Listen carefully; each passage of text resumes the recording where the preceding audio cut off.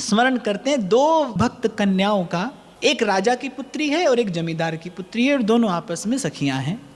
एक संत आए नगर में, शालिग्राम भगवान की वो सेवा करते थे, बड़ी अनुराग से युक्त उनकी सेवा थी। विष्णु सहस्त्र नाम का पाठ करते हैं, हरि नाम का उच्चारण कर करके श्री शालिग्राम जी को तुलसी पत्र निवेदन करते हैं, बड़े भाव और प्रीति से अपने श्री ठाकुर जी को लाड लड़ाते हैं।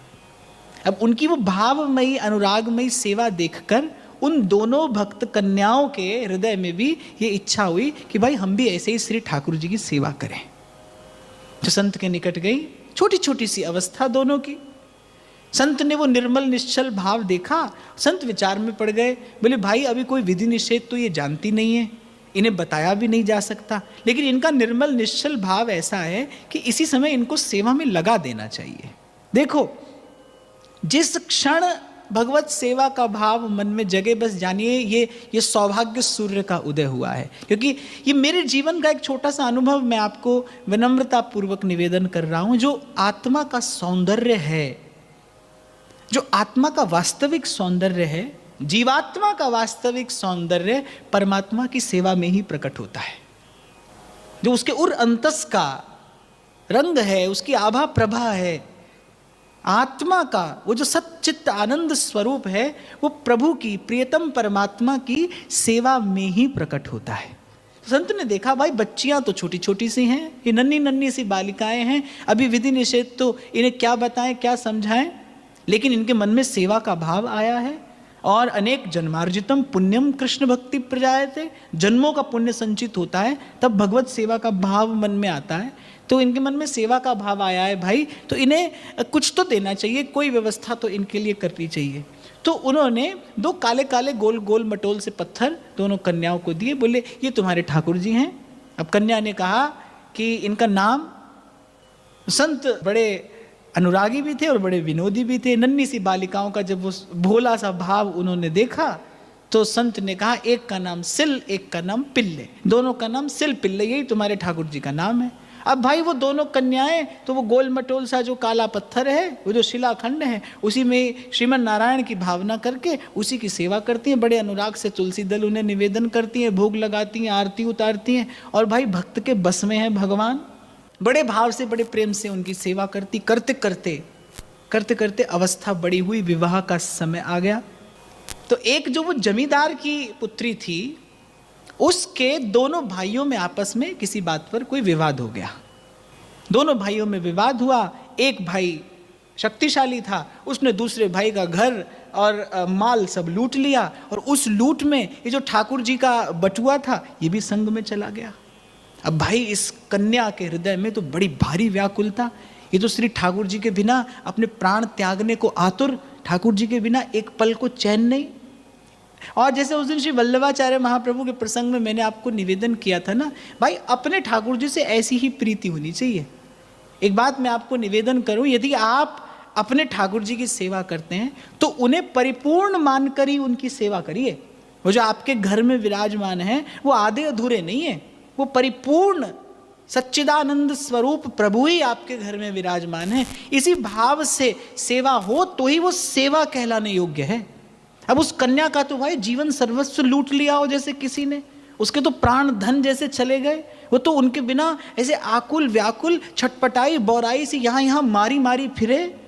किसी घर के बड़े बूढ़े ने कहा कि अरे बहन के लिए तो दोनों भाई एक से होते हैं, ये भी तेरा भाई है वो भी तेरा भाई है, वो भाई ले गया तो उसके यहाँ चली जा और ले अपने ठाकुर जी को पुण्य प्राप्त कर ले। वो बेचारी गई। अब वहां भाई उपहास उड़ाया गया उस कन्या का। एक ने कहा कि तू ही ऐसी व्याकुल है या उन्हें भी तेरी कोई चिंता है। एक घर के किसी व्यक्ति ने कह दिया कन्या से कि तू ही ऐसी व्याकुल है अपने ठाकुर जी के लिए या उन्हें भी तेरी कोई चिंता है। ये बात सुनकर तो उस प्रेम बोझिल हृदय पर बड़ी भारी चोट लगी। वो तो अकुला पड़ी। और भक्त के पास प्रथम और अंतिम मार्ग क्या है? अपनी करुण पुकार से प्रभु को पुकारना।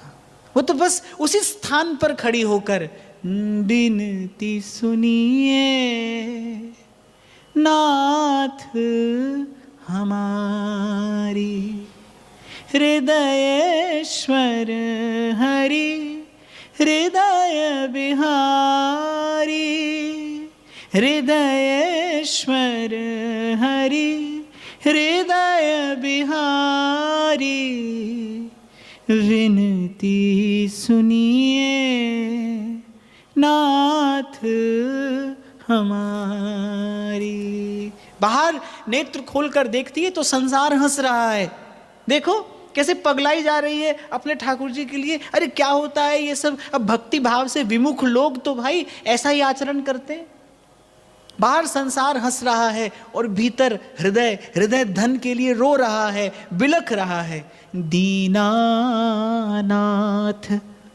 अनाथ का भला भया संजोग, जो अब तारोगे नहीं, मेरी हंसी करेंगे लोग। रोती बिलखती बस वहीं से। अब नाम भी देखो क्या है, संत ने नाम भी क्या दिया ठाकुर जी का।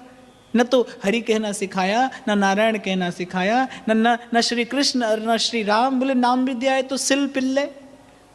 बस उसी अवस्था में खड़ी पुकारती है, दीनानाथ अनाथ का भला भया संजोग, जो अब नहीं तारोगे प्रभु तो मेरी हंसी करेंगे लोग। अब तो हट कर कर वही द्वार पर खड़ी है, द्वार पर खड़ी है। भोरी हित जन दीन की बिनती अवश्य मानिए, कोटि जन्मन की बिखारन आपनी पहचानिए। बस वो पुकार प्रभु के कान तक पहुंची।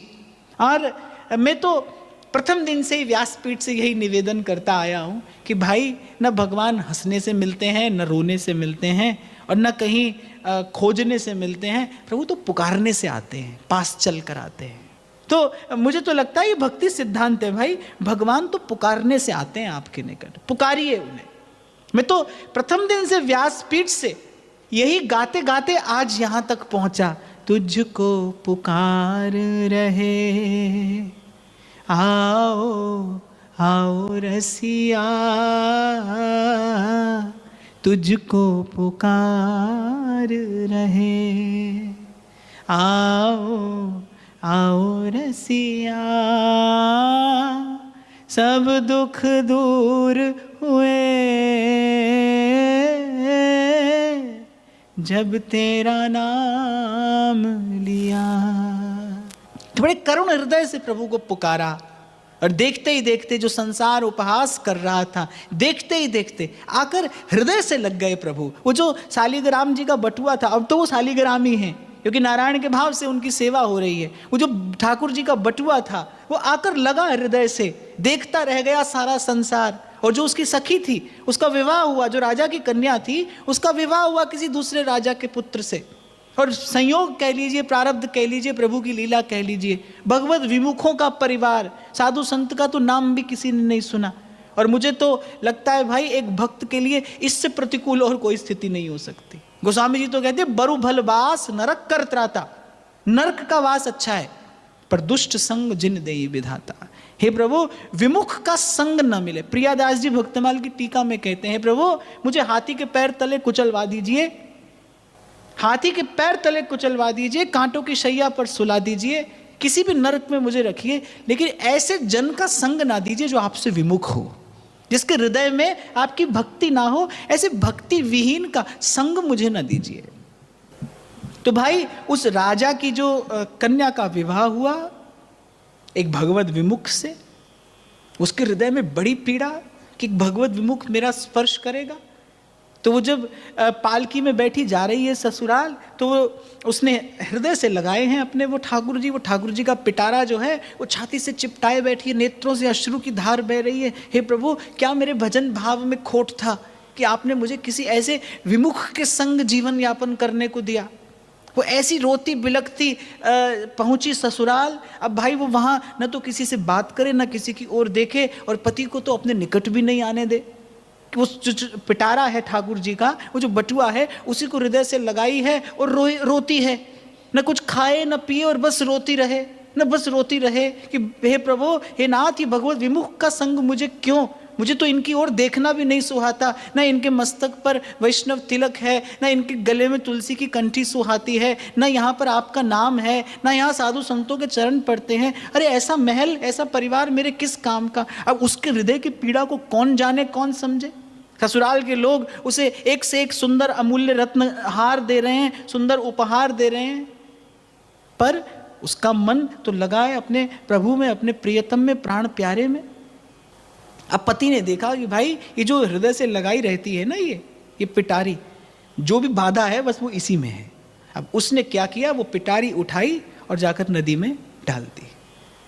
अब तो भाई जो रहा सहा जीवन आधार था वो भी चला गया। अब तो कन्या बहुत व्याकुल, अब तो निश्चित कर लिया उसने कि अगर प्रभु ने मुझे त्याग दिया, पहले ही संकेत मुझे मिला जो ऐसे भगवत विमुखों के यहाँ मुझे आना पड़ा, ऐसे भगवत विमुख पति से मेरा संग हुआ, मैं तो जान ही रही थी अवश्य मेरी पूजा में, मेरी आराधना में कोई खोट हुआ है, कोई त्रुटि हो गई, मुझसे अपराध हो गया कोई, जो ऐसा संबंध बना मेरा, और अब तो निश्चित हो गया मेरे प्रभु ने भी मेरा परित्याग कर दिया। अभी जीवन धारण करने का क्या लाभ। वो तो विष खाने को आतुर, प्राण त्यागने को आतुर। अब ससुराल के लोग बड़े चिंतित हुए भाई कि नई आई वधू है और इसका ऐसा आचरण क्यों। प्रत्येक व्यक्ति उसको दुलरा रहा है, उसको मना रहा है, पति रिझाने का प्रयास कर रहा है। वो कहती है कि जब तक प्राण धन न आए तब तक मैं तो किसी भी स्थिति में तुम लोगों की ओर देखने को भी तैयार नहीं हूं, और निश्चित रूप से अपने प्राण त्याग दूंगी। मैं ऐसा जीवन धारण ही नहीं कर सकती जिसमें मेरे प्रभु ना हो, जिसमें मेरे प्रियतम ना हो। अब भाई घर के लोगों ने उस युवक को डांटा, राजकुमार को डांटा कि क्या पड़ी थी जो पिटारी ले जाकर नदी में डाल दी। अब तो कोई उपाय नहीं है, यदि इसने विष खा लिया तो हम तो समाज से बहिष्कृत हो जाएंगे, संसार को क्या उत्तर देंगे। अब भाई किसी ने कहा कि जहां पर पिटारी डाली थी वहीं इसे लेकर चलो। अब उसे रथ पर बैठाकर और उसी स्थान पर लेकर गए जहां राजकुमार ने पिटारी फेंकी। अब वो तो नदी के किनारे बिलख बिलख कर रोए, वहां नदी की धारा और यहां उसके नेत्रों से अश्रु की धारा। क्या समाधान हो। अब वो जैसे ही प्राण त्यागने को आतुर हुई, पति ने, सास ने, ससुर ने, सब लोगों ने कहा कि तू जो कहेगी हम करेंगे, हम तेरा कहा करने को तत्पर हैं, तैयार हैं, तू जैसा कहेगी हम करेंगे, लेकिन ये प्राण त्यागने का विचार अपने मन से निकाल।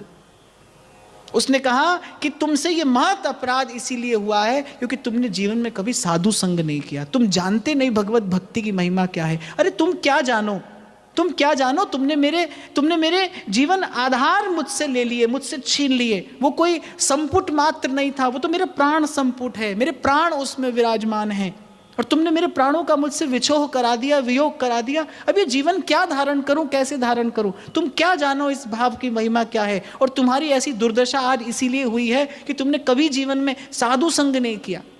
अब तो भाई वो बेचारे कन्या के पांव पड़े कि तू जैसा कहेगी ऐसा करेंगे, तू कहेगी तो नित्य प्रति साधुओं को बुलाकर जिमा देंगे, लेकिन तू ये प्राण त्यागने का विचार जो अपने मन से निकाल और घर चल। अब उसने कहा भाई यहां तक आ गई हूं तो अब तो प्रभु को लिए बिना नहीं जाऊंगी, कह तो यहीं पर प्राण दूंगी और क्या अपने प्रभु को लेकर ही संग में जाऊंगी। उसने भी उसी रीति से, जब तेरे गोकुल पे भीड़ पड़ी भारी, धर लिया गोवर्धन तूने, हो गया गिरिधारी, हो गया गिरिधारी, हो गया गिरिधारी। कौन मिटाए उसे जिसको राखे पिया, सब दुख दूर हुए जब तेरा नाम लिया। अरे प्रभु तो आने की प्रतीक्षा में ही बैठे थे।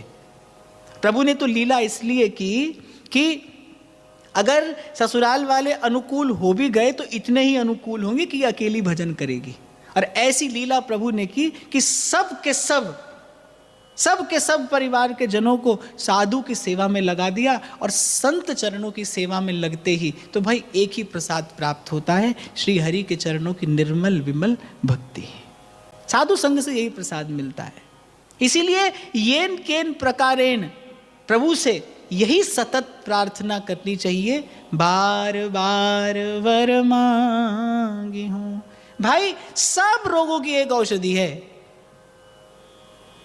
हर्ष देहूं श्री रंग, पद सरोज अनपायनी, भक्ति सदा सत्संग। उस कन्या ने अपने ससुराल वालों से यही कहा कि तुम्हारे जीवन में साधु संग नहीं है, ये धन जोबन, ये माल खजाना, क्या करूं मैं इसे लेकर?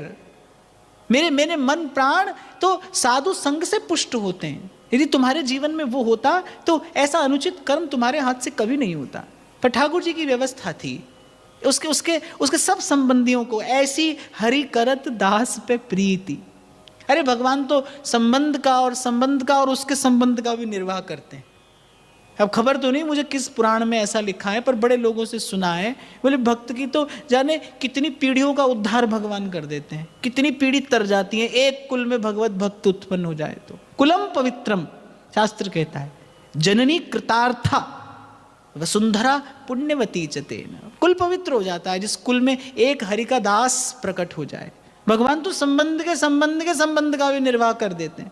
तो श्री ठाकुर जी ने मन में विचार किया, भाई ये अकेली क्यों भजन करे, इसके चारों ओर का वातावरण भजनमय बना देना चाहिए, सुखमय हो जाए, सुखद हो जाए, इन सबके हृदय में भगवत भक्ति का बीज पड़ जाए। इसीलिए जब कोई मुझसे कहता है ना कि घर की परिस्थिति प्रतिकूल है, क्या करे, कैसे घर के लोगों को भजन में लगाएं, मैं कहता हूं ईमानदारी से उस प्रतिकूल परिस्थिति में स्वयं को लगाए रखिए, उस प्रतिकूल परिस्थिति में। उनके साथ खींचतान न करिए, उनको खींचतान कर लाने ले जाने का कहीं प्रयास मत करिए। उस विषम और प्रतिकूल परिस्थिति में भी प्रयास करिए आपका भजन भाव बना रहे। आपके भजन भाव का निर्वाह कराने के लिए प्रभु कृपा करेंगे। आप देखना, आपके मन में यदि विशुद्ध संकल्प है तो वो जन भी एक दिन प्रभु के सन्मुख हो जाएंगे, सत्संग का सेवन करने लगेंगे।